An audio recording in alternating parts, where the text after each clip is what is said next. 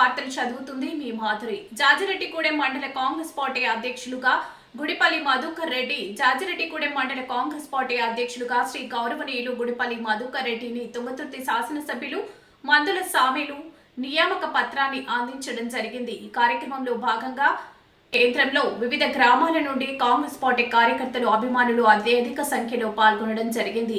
News coverage మన news ఎండి కన్నకుమార్. మధు ఇది మధు అదే ఇప్పుడంతా రమేష్ రమేష్ రమేష్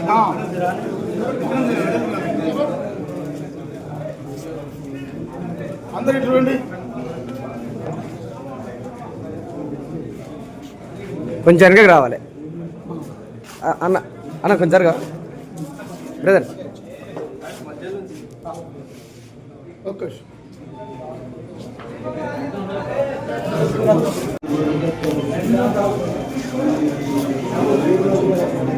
తమ్ముడు మంచిగా